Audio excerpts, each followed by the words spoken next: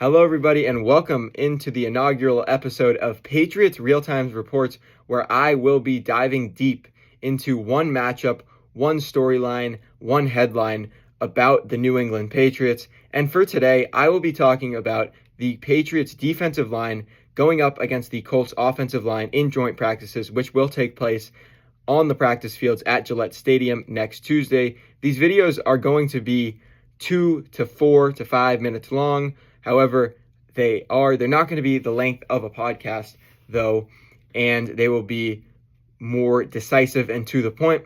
So, as I ramble, let's get to the point.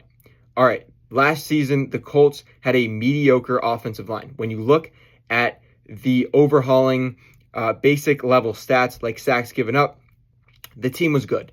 They only allowed 29 sacks, which was the 8th fewest in the NFL. So you look at those stats and you think good offensive line. Then you get to the underlying metrics. 220 total pressures, 14th in the NFL, not bad, but it gets worse from there.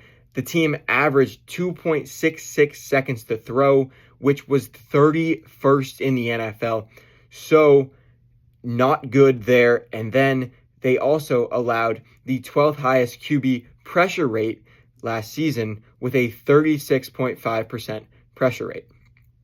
Not to mention, the team lost 2 of their starters on the offensive line, their left guard and right guard, Ryan Kelly and Will Fries. Both players will be replaced this season by guys that were drafted by the Colts in previous seasons but don't have much NFL experience. Now we move to the Patriots defensive line, where the team has 3 real main contributors that are expected to contribute to the team this year. Those players being Dre'Mont Jones, Elijah Ponder, and rookie second-round pick Gabe Akers. For Dre'Mont Jones, Jones was signed from the Baltimore Ravens by the Patriots this offseason, and so far in camp, he's flashed. He had 2 would-be sacks in one of the practices last week. I believe it was on Tuesday. Ponder was a rotational edge rusher last season with 4 sacks, but he has looked better this summer, and in a rotational role, he will be a good player for this team. As for Akers, he's the player with the most potential, in my opinion. Akers is an athletic freak. Maybe not an athletic freak, but he's a freak on the field. You look at the body type, you look at the guy, he looks like an action figure. One of the strongest, most built guys on the field, and I'm excited to see what Akers can do against this Colts offensive line. Also, the interior defensive line. You look at Milton Williams, you look at Christian Barmore, who actually was not on the practice fields for a few days for the team as he left practice early, was visibly upset with a presumed injury. So we'll see what happens there. No word on if he'll be out there for the joint practice.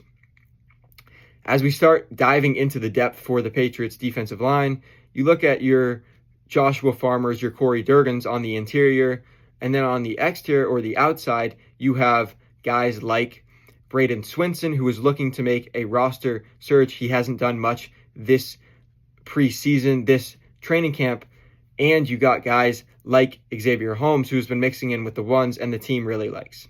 It will be an interesting matchup, and if you want full Patriots coverage, tune into the Patriots Real-Time podcast, and now the Patriots Real-Time Reports for all your news. I'm Theo Diesenhaus, and this was the Patriots Real-Time Report.